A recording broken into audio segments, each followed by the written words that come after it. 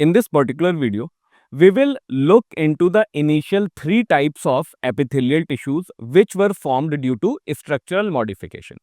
The first type is squamous, the second type is cuboidal, and the third type is columnar. All these three types were examples of simple epithelium. Simple epithelium was the epithelium that had a single layer of cells, and that is why it was called a simple epithelium. The function of simple epithelium is that it forms the lining for body cavities, ducts, and tubes. Now, talking about the first type, that is the simple squamous epithelium. So, the word squamous means flattened. So, the cells which are present in this epithelium, these are flat cells. And along with flat cells, these will also have irregular boundaries. Now, why these irregular boundaries are present? It is due to presence of cell junctions. A lot of cell junctions are present in this case.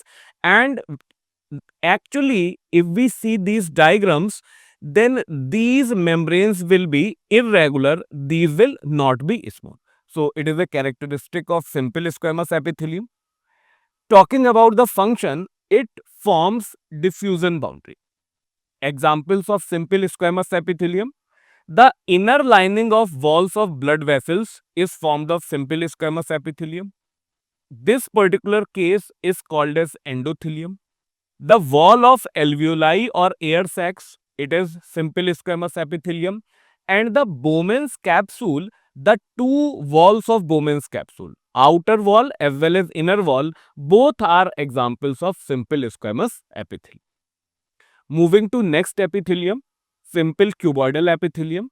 As the name says, cuboidal and simple. So, simple means it will have single layer, and cuboidal means the cells will be cube-like. So, if we look into the structure of simple cuboidal epithelium, so cells will have equal height, equal length.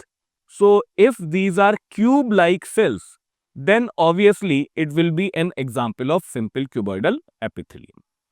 Talking about the function of simple cuboidal epithelium, it helps in secretion as well as absorption.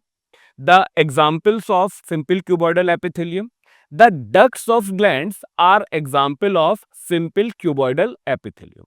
But one exception has to be noted here: the ducts of salivary glands and pancreatic ducts. So these are also ducts, but these do not have simple cuboidal epithelium. These in fact have compound epithelium. Second example is tubular part of nephrons. Now, what are tubular part of nephrons? We very well know that the first part of nephron is Bowman's capsule, and the Bowman's capsule had simple squamous epithelium. So, the parts of nephron that are present after Bowman's capsule, we call those parts as tubular part of nephrons. The first part will be PCT, proximal convoluted tubule. Next will be loop of Henle, LOH. Third will be DCT, distal convoluted tubule. Nephron ends at DCT, but after the DCT, collecting duct also has simple cuboidal epithelium. One thing is to be noted over here, that the first example which we had taken in tubular parts of nephron, that is PCT. Now, PCT also has microvilli. So, finger-like projections are present in PCT. So, that means it will be brush-bordered as well. So, if the example of PCT comes, then it is simple cuboidal epithelium. But along with simple cuboidal epithelium, it is also an example of brush-bordered epithelium.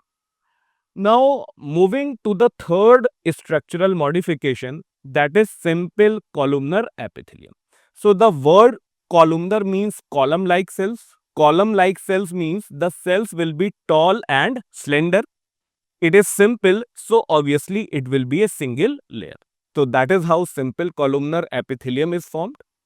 Talking about the function of simple columnar epithelium is similar to simple cuboidal epithelium. As we had written here, the function is that it helps in secretion and absorption. Here also function will be that it will help in secretion and absorption. Now, one character is to be noted over here, that the nucleus in the case of simple columnar epithelium, nucleus are elongated and that are present towards the base of cell. So, if we see in this particular diagrams, we have tall and slender cells and nucleus will be towards the base of cells. Lastly, talking about the examples. So, internal lining of stomach is made of simple columnar epithelium. Internal lining of intestine, it is made of simple columnar epithelium. Now, talking about additional point over here, that internal lining of intestine also has microvilli, and if microvilli is present, we call it brush bordered epithelium.